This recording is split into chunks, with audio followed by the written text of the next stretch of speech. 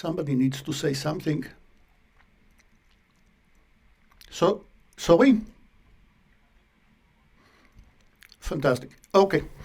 You had a question about moving back and forth in the last question asked about the weak Frechet distance.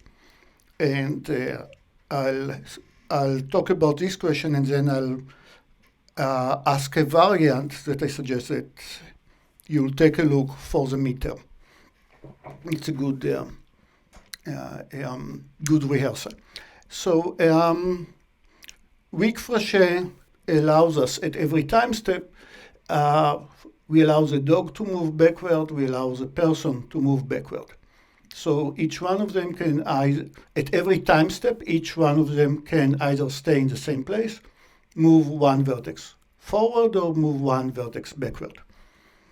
So here's a quick example of a scenario where the weak Frechet, where they can move backward, is quite small. That's the length of the leash that I need, and I can make this leash just much shorter, just for visualization purposes.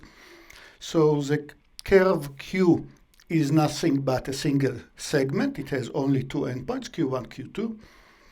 The curve P has four vertices, P1, P2, P3, P4. It's P3. And the length of the leash is, I don't have the chat open.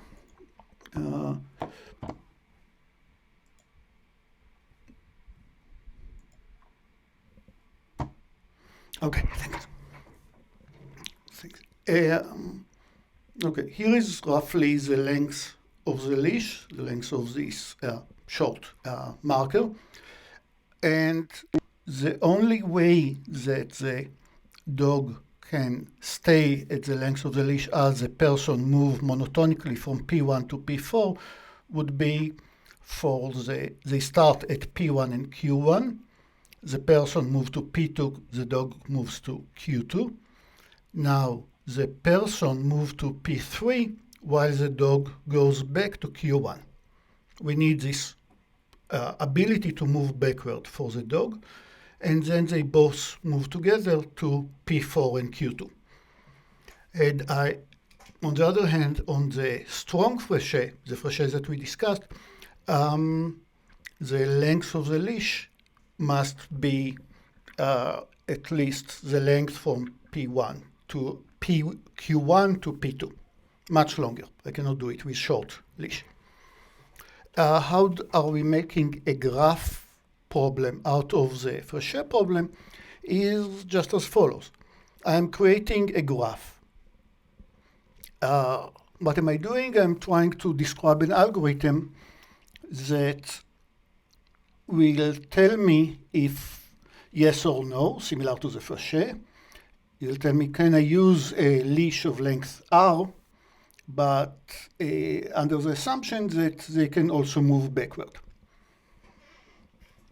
So, the vertices of our graph, we are creating n square vertices, namely all the Pi and Qj, such that Pi belongs to the curve P, is a vertex of P, Qj is a vertex of Q. So I take two vertices of the path to endpoints of segment, and I'm making one vertex of the graph out of it. However, I also require that the vertices are that the graph, let's call them graph. Since we have vertices, let's talk about graph nodes. And we'll use vertices with respect to the polygonal path. So a node in the graph corresponds to a pair of vertices, one in P, one in Q, such that the length, the distance between this pair of curves is smaller or equal than R. So in our example, Q1 and P2 is not a vertex. The distance between them is too large. P1 and Q1 will be a vertex.